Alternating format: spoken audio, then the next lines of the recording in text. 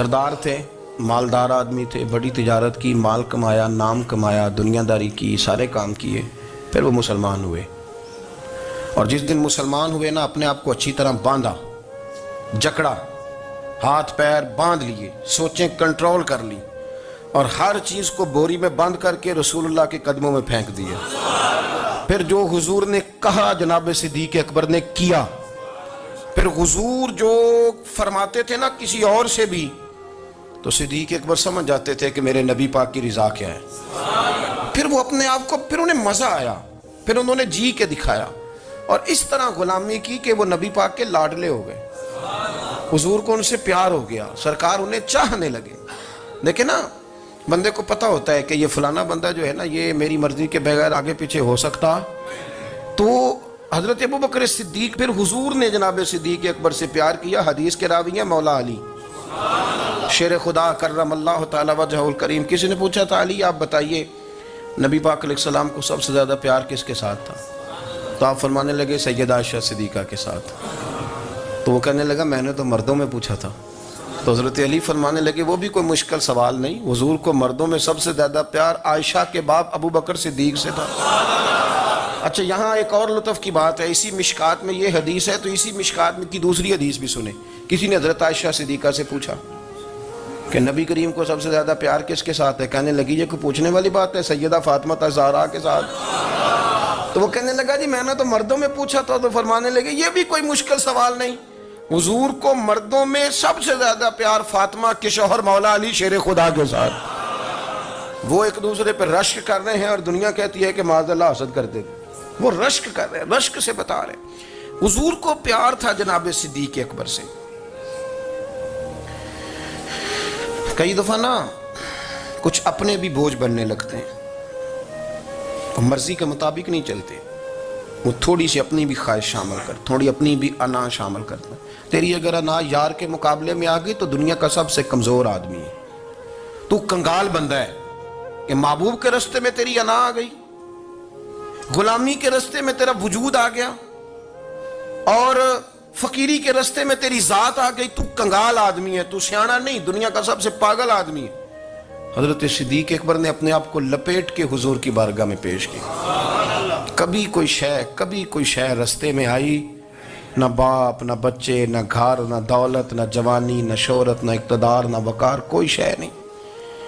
और हुजूर सैयद आलम सल्लल्लाहु अलैहि वसल्लम का ना उन्होंने कुर्ब पा लिया, महबूब को राजी करने में ना कामयाब हो गए। सरकार उनसे प्यार करने लगे। शाह वलीउल्लाह साहब कहते हैं इज़ालतुल खिफा में, नबी पाक सल्लल्लाहु तआला अलैहि वसल्लम ने यूं बैठे बैठे एक दिन सहाबा से फरमाया यार रोज ना बैठे रहा करो, वक्फे से मिला करो। ये कुछ लोग ज्यादा साथ रहने लगते हैं तो अदब नहीं ना रहता, उनको एहसास नहीं होता कि मैं क्या कर रहा हूँ। तो नबी करीम सल्लल्लाहु तआला अलैहि वसल्लम ने सहाबा के मजमे पे नजर डाल के फरमाया, हुजूर फरमाने लगे रोज ना मिला करो, वक्फे से मिलने से मोहब्बत बढ़ती है।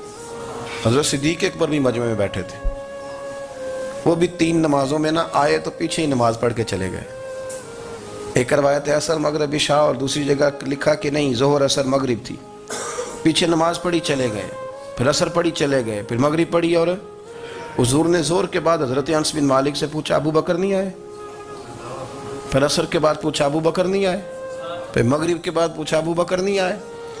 तो हजरत अनस बिन मालिक कहते मैं भी हैरान था कि वो नमाज तो पढ़ के गए हैं, और हुजूर का तरीका था कि सलाम फेर के पीछे देखते थे। तो हुजूर ने देख लिया, फिर भी 3 दफा पूछा कि वो आए नहीं? समझे मेरी बात को? हुजूर फरमा रहे हैं नमाज पढ़ने तो सारी दुनिया ही आती है, वो तो स्पेशल आया करता था, वो आए नहीं जनाब सिद्दीक अकबर। तो हजरत अनस कहते मैंने जाके दरवाजे पे दस्तक की। हजरत अनस करीब रहते थे ना हुजूर के, तो नबी पाक के लाडले थे, तो फिर लोग भी उनका लाड देखते थे कि ये हुजूर का करीबी है। तो कहते मैंने दरवाजे पे दस्तक दी तो हजरत अबू बकर सिद्दीक फरमाने लगे कैसे आए हो? मैंने कहा यार आप चंगे सियाने बंदे। हुजूर ने 3 दफा पूछा है, 3 दफा पूछा है। तो हजरत सैयदना अबू बकर सिद्दीक दौड़े आए, हुजूर हुक्म हो। नबी करीम ने फरमाया यार सारा दिन तो नजर ही नहीं आया, तो किधर था तू? सारा दिन मिला ही नहीं। अल्लाह करे आपके इस जुमले के हुस्न की समझ आए। आप देखें जो चाशनी यहाँ टपक रही है, जो वकार यहाँ टपक रहा है, जरा उसका मिजाज तो देखें। और यार तू नजर ही नहीं आया सारा दिन, تو حضرت صدیق اکبر کہتے ہیں کوئی بات بھی نہیں تھی پر میں رو پڑا. میں نے کہا حضور آپ نے تو فرمایا تھا کہ ذرا وقفے سے ملا کرو محبت بڑھتی ہے.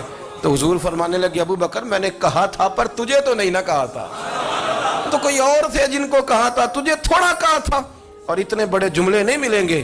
رسول کریم فرمانے لگے تو یہیں رہا کر, تو رہتا ہے تو میرا دل لگا رہتا ہے, یہیں رہا کر میرے پاس رہا, تو نہ جایا کر یار, تو ادھر ہی رہا. او پانی پر نہ سہیلیاں رنگا رنگ کڑے اور سجنوں اسی تے پریا اس دا جانیے جس دا توڑ چڑھے. آپ ذرا اس لطف کو آپ دیکھیں, اس ذائقے کو. میرا دل کرتا ہے کہ میں یہ حدیث نہ لوگوں کی روحوں تک اتار دوں. حضور فرماتے ہیں میں نے جس کے سامنے دین پیش کیا اس نے دلیل مانگی. وہ بھی کوئی اپنا ہے جو اپنوں سے دلیلیں مانگے, وضاحتیں مانگے, یہ کیسے تھا تو وہ کیسے تھا, تو یہ چیز کدھر سے آئی تو وہ کدھر گئی. آپ اپنوں سے دلیلیں مانگ رہے ہیں, آپ اپنوں کو کٹہروں میں کھڑا کیا. حضور یہ نہیں فرماتے کہ دلیل تھی کوئی نہیں, فرمایا جس نے مانگی میں نے دی دلیل, اور لوگ دلیل دیکھ کے مسلمان ہوئے. حضور فرماتے ہیں لوگوں سنو یہ میرا ابو بکر ہے, میں نے اسے کہا کلمہ پڑھ لے, اس نے دلیل ہی کوئی نہیں مانگی, فوراً ہی کلمہ پڑھ کے مسلمان. یہ احساس ہے. یہاں تو تھک گئے لوگ اپنوں کو دلیلیں دیتے, وہ جی ویسے کیسے تھا, تو ایک بندہ یہ کہہ رہا تھا تو دوسرا کہنے دے جو دنیا کہتی ہے, تو اپنی بات کر, تو بتا تو کیا کہتا ہے, اپنی رائے بیان کر, تیرا نظریہ کیا ہے, تیرا ذوق کیا, تو چھوڑ لوگ کیا کہتے ہیں, اپنی بات کر. اگر ابو بکر صدیق لوگوں کے کہنوں پہ چلتے تو مکہ تو سارا کچھ اور کہہ رہا تھا. اس وقت تو کچھ تھا ہی نہیں جو کہتا کہ نہیں تو ٹھیک چل رہا, دنیا ساری کچھ اور کہہ رہی تھی. لیکن صدیق اکبر کہہ رہے تھے نہیں نہیں, سچ وہ ہے جو مدینے والے رسول فرماتے ہیں, سچ وہ ہے جو میرے آقا نے فرمایا. اپنی زندگی میں انہوں نے بتایا لوگوں کو کہ دین کا مزہ لینا ہے تو پھر ذرا غلامی کر کے آتا ہے, پھر ذرا پورا پیار کر کے آتا ہے, پھر پوری محبت دے کے پھر غلامی کا مزہ